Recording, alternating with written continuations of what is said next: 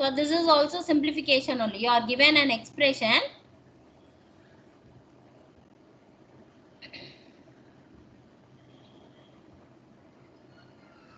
We'll go for the simplification. இப்போ இத பாருங்க, உங்களுக்கு புரியுதா பாருங்க.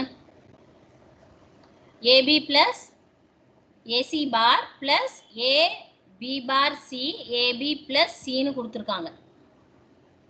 ஓகே. So இத ஃபர்ஸ்ட் என்ன பண்ணலாம்னா இந்த பிராக்கெட்டை முதல்ல ரிமூவ் பண்ணிடலாம். ஓகே. ஸோ பிராக்கெட்டை ரிமூவ் பண்றதுக்கு நம்ம என்ன பண்ண போறோம்னா உள்ள கொண்டு மல்டிப்ளை பண்ண போறோம், அவ்வளவுதான். ஓகே. ஸோ இப்போ இந்த டேர்ம் என்ன ஆயிடுச்சு உங்களுக்கு, AB bar C into AB. கரெக்டா?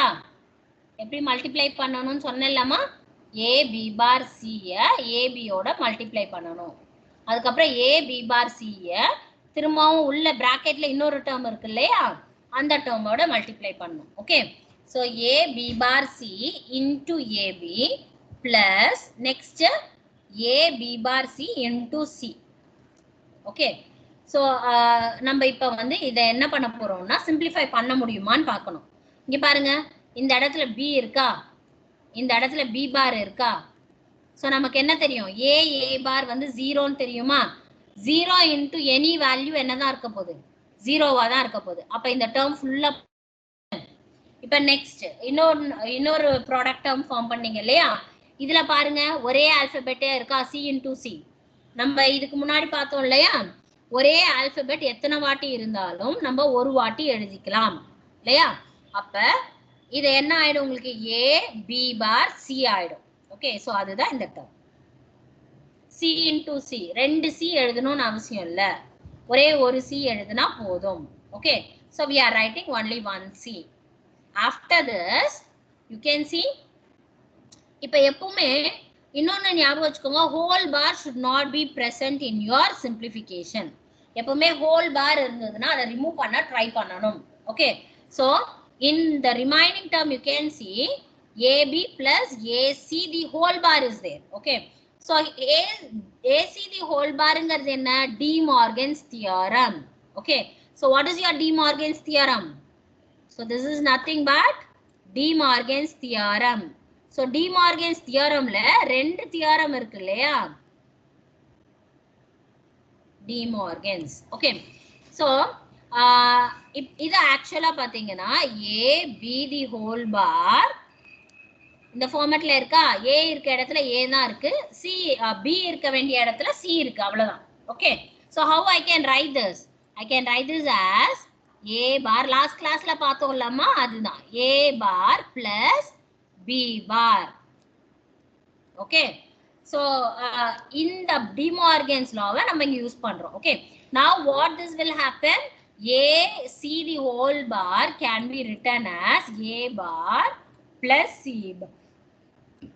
A bar plus C bar. இது முடிஞ்சிருச்சா. இப்ப next A B bar C அப்படியே எழுதிக்கிறோம். ஓகே. இதுக்கு அடுத்த ஸ்டெப் பாருங்க, இன்னும் நம்ம மினிமைஸ் பண்ண முடியுமான்னு பார்த்துக்கிட்டே இருக்கணும். லாஸ்ட் மினிமைஸே பண்ண முடியல அப்படின்னும் போதுதான் நம்ம ஸ்டாப் பண்ணணும். ஓகே. ஸோ இப்போ நெக்ஸ்ட் பாருங்க, இப்போ இதுல உங்களுக்கு வேற ஏதாவது வந்து பண்ண முடியுமா பாருங்க. Okay. So here what I have taken is, I have taken A plus A bar B equal to A plus B. இது வந்து உங்களோட absorption law. So you can see, நான் என்ன பண்றேன் இங்க பாருங்க, A bar plus AB. இதை நான் என்னன்னு எழுதலாம், A plus B ன்னு எழுதலாமா. So first நான் இந்த மாதிரி எழுதிக்கிறேன், A plus B. Okay, this is absorption law. So இந்த பேப்பர்ல இருக்கிறது, இந்த நோட்ஸ்ல இருக்கிறது இருக்கட்டும்ப்பா, நம்ம எப்படி வேணா சிம்பிளிஃபை பண்ணலாம். இப்போ ஃபார் எக்ஸாம்பிள் நான் இந்த மெத்தட்ல தான் பண்ணணும் அப்படின்லாம் இல்லை. ஓகே.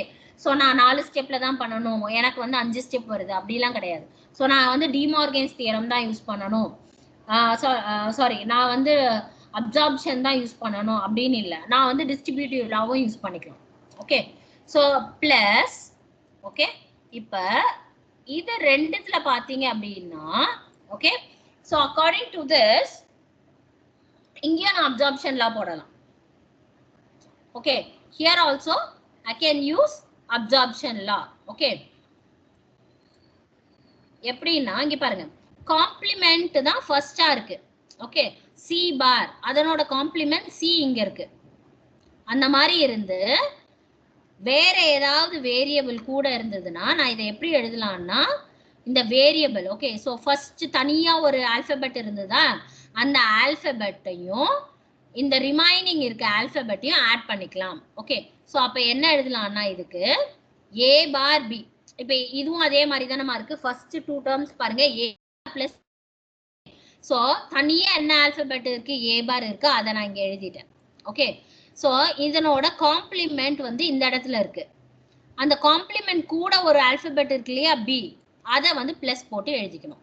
இதுதான் சிம்பிளிஃபிகேஷன். ஓகே, ஸோ இப்போ அதே மாதிரி அடுத்ததை பண்ணலாமா, C bar plus A B bar C. இது சொல்லுங்க பார்க்கலாம். அப்ப இதுபடி இங்க என்ன வரும், C plus A B bar.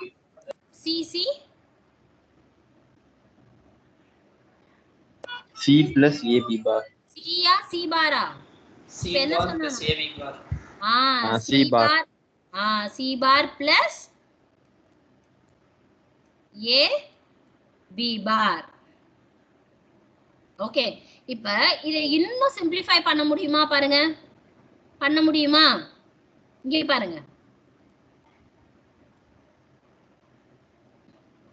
இன்னும் சிம்பிளிஃபை பண்ண முடியுமா? இத செக் பண்ணுங்க. ஏவ காமனா, ஏவ காமனா வெளிய எடுக்கலாமா? ஓகே, எடுங்க. ஏ காமனா வெளிய எடுக்க முடியாதேப்பா. இல்ல மேம், எதுவும் பண்ண முடியாது. இல்ல பண்ணலாம். இங்க பாருங்க, ஏ பாரும் இந்த இடத்துல இது ஏ பார் காம்ப்ளிமெண்ட் இருக்குல்லப்பா, இந்த இடத்துல ஏன்னு இருக்கா, அப்ப இத ரெண்டுத்தையும் நான் அப்சார்ப்ஷன்ல போடலாமா? போட்டா என்ன வரும், ஏ பார் தனியா ஒரு ஆல்பபெட் இருக்கு, அதனோட காம்ப்ளிமெண்ட் இங்க இருக்கு, பக்கத்துல இன்னொரு ஆல்பபெட் இருக்கு. அப்ப நான் இதை எப்படி எழுதலாம்னா, ஏ பார் பிளஸ் இங்க பி பார்னு எழுதலாமா,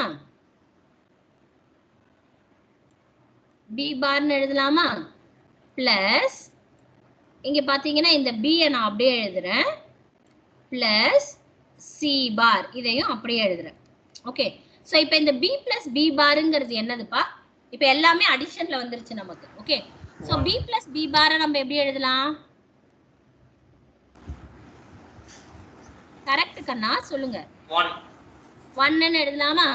ஓகே, சோ இப்போ இந்த b பிளஸ் b பாரை 1 ன்னு எழுதிட்டேன். ஓகே, பிளஸ் இன்னும் ரிமைனிங் என்ன ஆல்பபெட்ஸ் இருக்கு, a பார் பிளஸ் இருக்கு. ஓகே, சோ நான் ஏற்கனவே லாஸ்ட் ப்ராப்ளம்ல நான் ஒன்னு சொன்னேன், 1 பிளஸ் எத்தனை ஆல்பபெட் இருந்தாலும் என்னன்னு எழுதலாம்னு சொன்னேன், 1. ஓகே, சோ இது ஆக்சுவலா நான் வேற மெத்தட்ல போட்டிருக்கேன். இந்த நான் இப்ப உங்களுக்கு சொல்லி கொடுத்தது வேற மெத்தட் இல்லையா, பட் ஆன்சர் பாருங்க, நீங்க எந்த மெத்தட் போட்டாலும் என்ன மாறாது, ஆன்சர் மாறாது. Okay, this is what